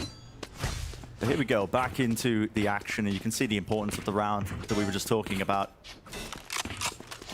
I think at some point here, Leviatán could just go for a big B burst. And considering where you've seen, I mean, maybe even a big A burst, to be honest, because most of the time, Zeken and Tens have been playing B Heaven. But forcing Sentinels to play a retake, that could definitely be a win condition. Yeah. Was Lev, they did try to be burst on their bonus round. Okay. Ended up coming down to that King and Shy clutch when it was just the 2 of them versus 3. This is one of the first rounds where you don't see Tens and Zeken holding hands. They've split themselves apart, but we have still not seen Tens use his wall early in the round, to lock off one of these areas of the map and make it easier for his team to defend. He's trying to use them in response to what Leviatán are doing. I mean, a B Heaven wall here would be good. Pretty far back, though. Just a slow up at his feet. Player spotted. This was there as well, and look at it. Just thinking somebody could be pushing that position, but instead it's... There. Bit of a pump fake there, Leviatán. There. But right here, putting a wall down once you've not heard anything would be fantastic, because then it allows you to rotate away, try to stack over onto another site. And here it goes. Tens is going to pop that one down as the rest of Sentinels look to focus towards A. Zeken still with full raise utility to stop this. Needs to be the man of the hour. Common position that he's been playing in smoke. In his face, backs away to nade as well. Look at all that damage being done. Tackle so damn low. No kills to be found, though. Still staying alive, but making sure that they reclear that A heaven position. Still, now there's a Viper pit down and a heal. It's going to be happy with that one, keeping him topped up. And Mazzino is going to play for the latest post-plant position of all time. He has a star that can go down on the spike, and assuming everybody else dies, he's still going to be a bit of a threat. And it needs to be time injected into this one. Bit of spam, seeing if they can find a kill onto the Viper would be beautiful for them. Tens, it's cleaned up. Shorty right into it, wading into it. But it's just being matched pound for pound with the gunfire. Desperation from Def. Hunting, searching at every single angle, but it's all Leviatán. Another round claim for them, and it was an important one. And it just comes down to that ult. Being able to get the Viper's pit down makes that retake almost impossible, and it's not like Sentinels were ripping them up before that anyway. And you also see how difficult it is for Zekken there to actually land his utility before the double duelist has already burst out onto the site. That's why people love playing Jet and Raze on this map. The Jet and the Raze can both be through the choke point before the defenders have a chance to react. Almost impossible. Heading to the above. What is going to be the answer? The half buy allowing Sentinels to get a bit of a buy round going for them. Do you really want to be proactive, though? That's the question. When you're on the defense side, you don't want to be opening yourselves up to getting picked off. We saw Sentinels at the beginning of this half really trying to push various areas. At the beginning of the round, at the mid-round, and now they've just settled back into a much more passive holding pattern, and they're not really able to hold on. Maybe it's time for a bit of that mid-round aggression. Another 140 tap on the Shy. And King responds. That's going to kill. Trailblazer watching, but look at that. Already the players in position. The common angle spammed. Has to be respected. Nade at the back. It's all up to Zekken. Rebounded. Dropped down. But the nade's bad. It actually fell back onto him. Has to try and anchor this position, but it looks like it has sort of a little bit of chaos. Position gain, but the spike's rotating around, and it is a good read. Sen already shoring up the defenses to B site. What a read from Def. Expecting this one, the pivot play to be happening, but kills happening all over the bloody place. Slow up missing. Comes down into hell. Ten's not watching the angle. 22 seconds remain, but it's just out of Zekken. Last one left, and he's all the way on the A site. No intention of taking this fight. And once more, Sentinels actually have a great idea of what's happening, just like the previous round. Round 17, we saw them stack 3 players over on A, and they still couldn't stop the site hit from coming through and the Viper's pit from coming down. This round, once more, Def has got the read. He knows that it's coming through to B, and they still can't stop it. King is like a wrecking ball, just destroying them. It feels like there's a couple of missteps in terms of the timing. You know, Sentinels this entire time, we've talked about it. They've been trying to find their identity with the roles. What do they want to move forwards with in the Americas? How do they want to be, you know, fielding this roster? The potential's there, you know. Sean was talking about it as we were heading into this. They've got the pieces to be, you know, a top-tier team in these instances, but so far, it's been back and forth, swapping, chopping and changing, making sure that trying to find the right solution, I suppose, on a lot of these maps. It leads to a bit of uncomfortability, I think, at times. 30 seconds left. Yeah, I mean, that the slow up just missing. Yeah. The nade missed earlier, the slow up missed there. Def decides to swing on his own rather than being paired with somebody that he could set up with any utility. I agree. I think it's looking fairly solo. And also, that is an unusual sight seeing Sassy down at 3 and 12. I mean, talk about a player that's been put in uncomfortable positions. His role has just been changed all the time on this team. Blinded. And he's often been playing alone on this map. Bomb buddy out. Something's got to change. Sentinels feeling pressured enough to invest into this one. Bulldogs on some of the players. Yeah, this is a proper force buy. Yeah. 3 Bulldogs, 2 Phantoms. Trying to make this one happen. It's Sentinel's last stand. They don't want to play for OT. Def did rotate over to try and help out B Heaven. This is going to be a lot of pressure into Pancada here. He's got to read it. It's going to be a showstopper push. And he just backs away. It's a pull being used. Lovely shot by Tens. Still taking a fight. Up close. There's... Okay, War was out in his hands for but a moment. Flash play with the re-peek. Maybe with a better gun, could have made something happen, but it's the ADS that does the work. Damage is done, 2 players left standing. Wall to block it off, TenZ against the corner. Patience, you gotta be kidding me. And none the wiser. Still a fight being taken, it's a slight advantage. Sassy up close and personal. Anything to deal with 30 King. seconds left. Moves forwards, crosshair placement's good. Dealt with, so Sentinels. Momentum stopped. Must win round, goes without saying. And getting that success once more by flooding into the site there and playing off each other. Still some moments where it looked a little shaky, but just generally being able to double hold angles for each other, swing off each other. And I like the way that TenZ is always responding to Pancada being pressured. We saw that as well in round 15. If Pancada sees somebody coming B main, you bet that TenZ is holding that angle for him. It's a wonky buy all over the place here, though. A judge in the hands of TenZ. And it's fast. Into the face of TenZ. He can't get anything done. Judge is good in those instances, but look at that. Taco answers back the Blade Storm. The trading is immaculate. And what a change of tempo. Yep. After running slow round after slow round, Leviatán just shunt it in. Completely unexpected. Completely unexpected, yet still. SEN not giving up. Heaven position was held forward as a late lurk. Mazzino trying to take up that position once more into B Heaven. The spike's still not being planted, though.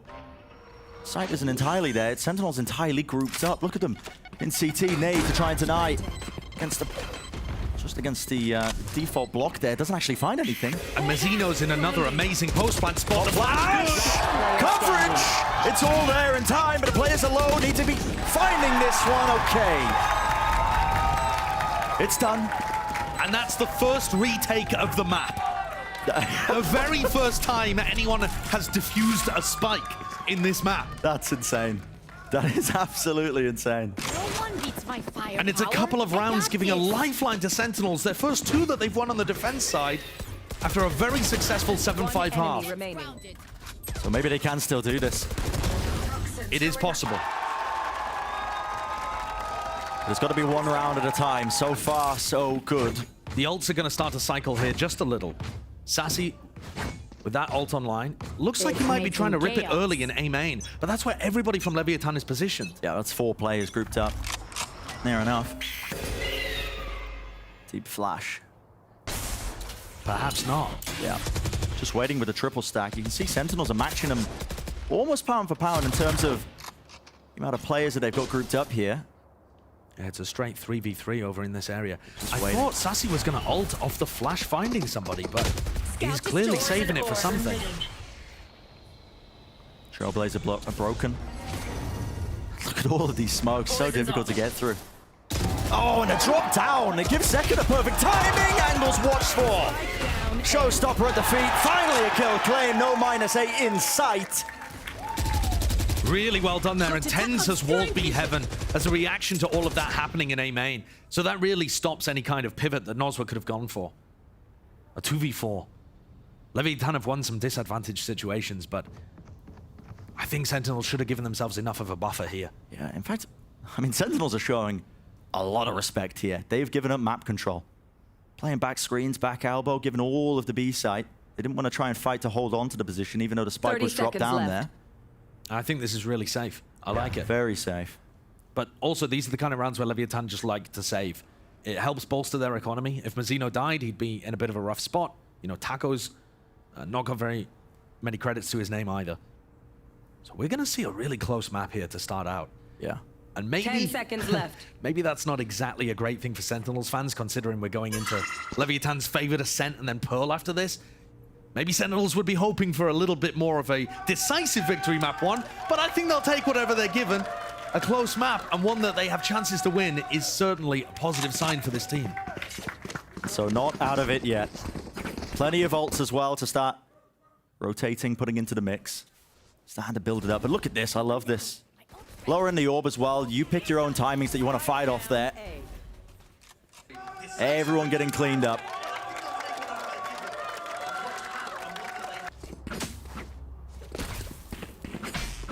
Money's still relatively honest here for Leviatán, and they are grouped up for a heavy A pop. Look at this. Looks like it's going to be a fast play.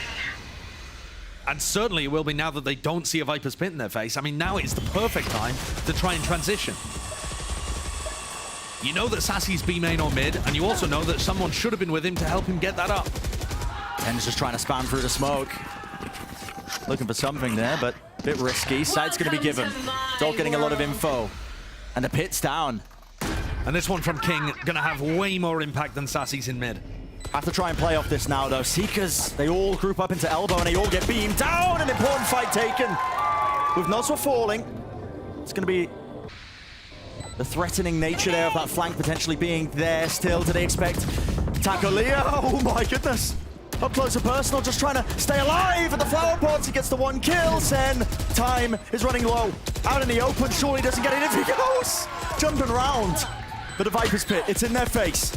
And this can be difficult. Shy assailed from every avenue, every angle. Kill found is starting to tick down and down. Snake bite at his feet. Bangana, it's desperation. It's running time, and there's just not time.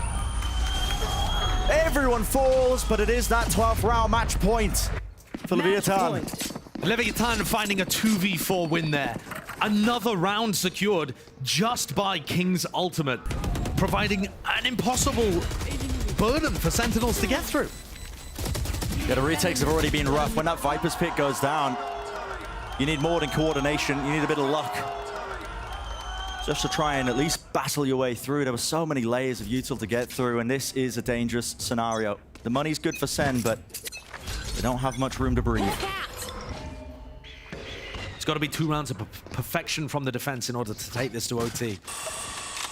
It was overtime against 100 Thieves as well, although they ended up losing that. Caution here. But if Sentinels can't win here, it does not look good for the series.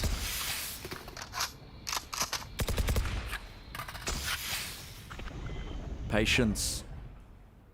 Trying to wait out a lot of this utility. Bit of a rotation there. You can see the smoke in their face, but... Caution here. And Tens has pretty much been playing B main every round apart from the first 2 or 3. Scout destroyed.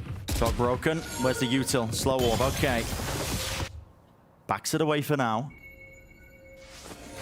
The timer for the wall. It's going to be used straight across. Zeno breaking. Oh my. Was alone. That's actually pulled Sassy as well. Sassy wondering where to go here, trying to get the read. Perhaps they're def just telling him to come back into A heaven. This could get really dangerous. But it is being watched for. I think they were aware that the mid lurk could be happening, but now we see it pop through. No time. Seekers nade through, but the Leviatán players are already through. Damage done. There's a snake bite. That's dropped the spike too. And how do you reclaim this one? 15 seconds left. It's all about this. Finding that cross map there. Mazino falls. That's massive. It means there's going to be no pull on the spike. In theory, this retake should be a lot easier. 5v3. It's only Taco that could be a danger. He's over by screens. Shy got value from this position before. It wasn't cleared well by Sentinels. Got to make sure the fundamentals are clean here now from Sen as they're trying to get into this retake. They have that player advantage. Surely they clear this. Sure. Okay, Shorty round the corner. That'll do the job. Now just try and taking good fights here. 2 players left. Standing King. Can't give him too much. Instantaneous with it. Lovely swing timing there by Tens. And another successful retake, exactly when Sentinels need them. They keep coming up with these big rounds. And you can see that Sentinels are actually trying to play full A retake. And they're looking heavily for the lurk players, the players that are pushed forward. They've got a good read on how Leviatán are playing on A right now. 3 players stacked for ramp control and heaven control so that no one can get back up there to play some kind of heaven. And then also Mazino getting caught all the way over at B. Yeah, it's a little bit all over the place, but wrangled back, and you can feel the pressure being applied because it's a timeout taken for Leviatán. They do not want this to go to OT. They've got to try and close this one out, but it's a hard task. I mean, we can see the economy here at the casting desk. It's not looking good for Leviatán if they want to try and close this one out 13-11, but sometimes it's these rounds that you need to worry about the most if you are Sentinels. And both of the coaches trying to get as much input as they possibly can in this final timeout before overtime potentially hits. A crazy streak of rounds for Leviatán at the beginning of this half, 6 in a row. And since then, it's all been Sentinels. The adjustment has really worked. 2 out of 4 of the rounds being the first retakes that we've seen as well. But like you said, Brent, sometimes it's these rounds where the magic happens. About there. But 2 Stingers, a Sheriff, a Spectre. It doesn't look good. The money is not good. It's going to take heroics if... Here's a bit of an adjustment, actually. Sassy moving his way into B Heaven and Male. He's been playing on the A site almost all the time. And now Def is the only one there. You can see Def isn't really going to get pressured. The Spike and Taco Lee are trending towards B main. Walking forwards. It's a 3-1-1 default, but now you're starting to see it. Pace. Nade against the back, Taco up close, up top, but he's dealt with. Rifles. Good for the job at hand. Sentinels beaming him down before they can even get close. 2 Brazilian players able to play together, setting up a crossfire and destroying the duelists from LATAM. Yeah, that's the impetus of your comp there if you're Leviatán. The players that are really trying to take the space fast. I mean, also the Spike is so far away. Even though Shy and King have taken some reactive control of A Heaven, this Spike has got to go the long way around. Flash re-clear. Good from Sen. They now know that A Heaven is compromised. But you can see the way the Sentinels are playing here is just for a full 5v3 retake. Yeah. They are happy for this Spike to go down. Can't use that yet. And the only problem here is that King is actually in quite a nice backstab spot. Sentinels, so far, you know, their adjustment to read these post-plant positionings has been good. But do they find King? They don't want to give anything away. Cosmic Divide splits it up. Def. There's a timing kill! It's not claimed! Mazzino as well in the middle of all of that. Tens was found, and there was no trade in sight. Flash round the side. It's getting dangerous. It's getting more than dangerous. Bring around the Rosies, but Elbow, it's watched for. Contain King, last one standing, sticking all the way through, and it's Sen bringing it to the distance. Overtime map 1, Leviatán versus Sentinels. Overtime. This is what we want to see. And what a way to do it. What an adjustment to make. I definitely thought that Leviatán were about to pull something off there. I mean, I like it. When Def has a guaranteed kill in Heaven, and then it all just squeaks away from them, looked disastrous, but Sentinels are able to battle back. Cheeky little Vamos there. I think I just spotted a cheeky little Vamos from Psycho. Yeah, why not? He's allowed. 2 Brazilians on the team, Josh. Oh, okay, I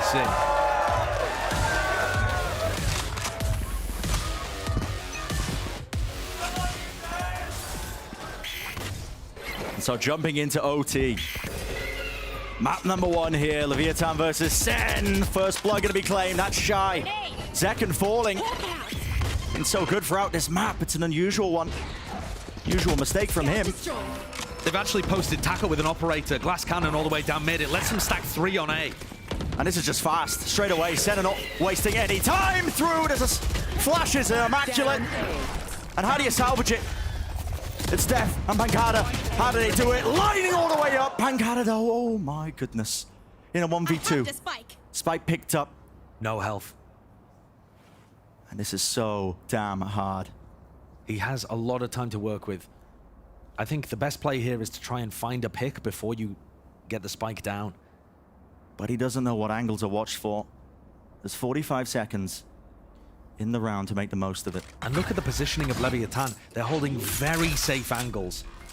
And at the tap noise, Pancada now gives away his positioning. Plant's going down.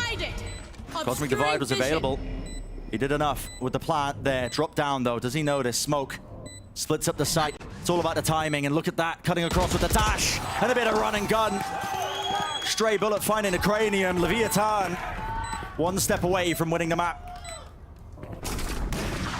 Very solid defensive round, and also the first retake for Leviatán in the map. They weren't able to get any done in their attacking half, in their defensive half, sorry.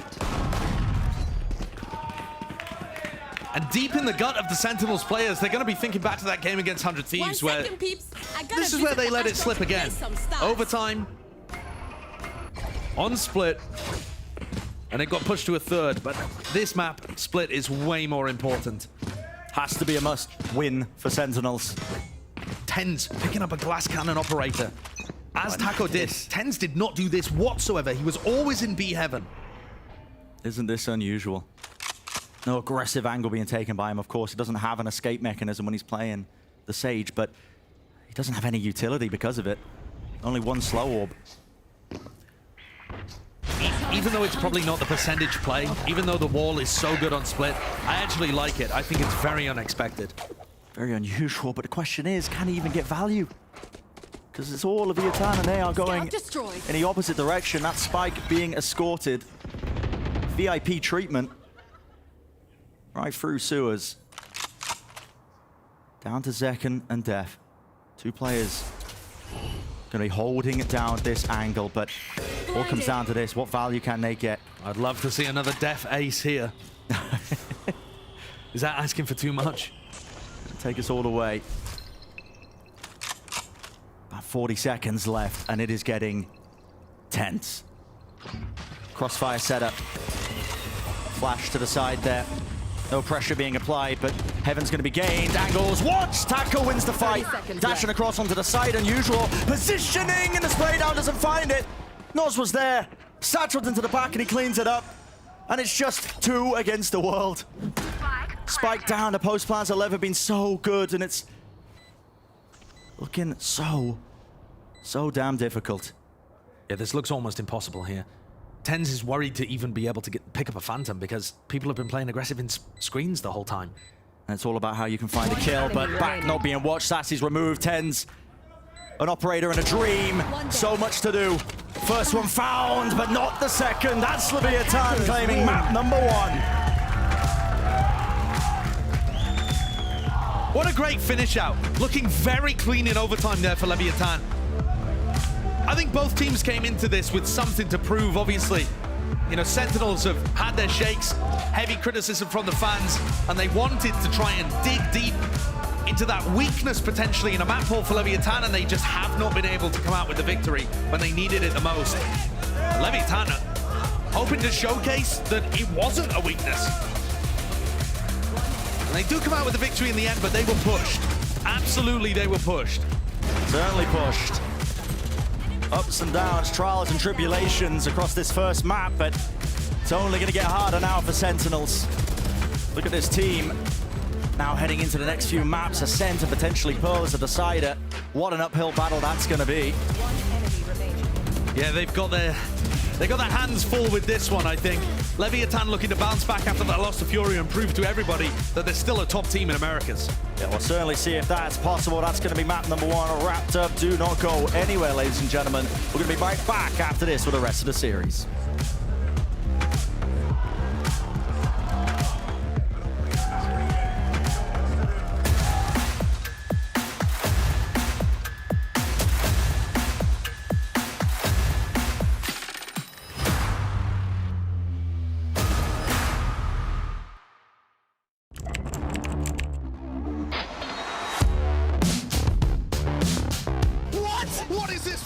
He is currently unstoppable.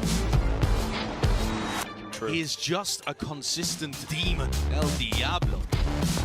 Hey guys, it's Ye. Welcome to my course on optimal Valorant training. I'm going to be demonstrating now some angle clearing. I'll slowly come around the corner as well, making sure no one's on these off angles.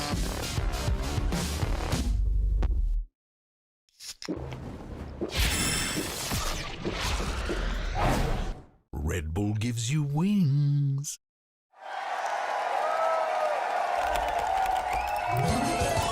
Red Bull gives you wings.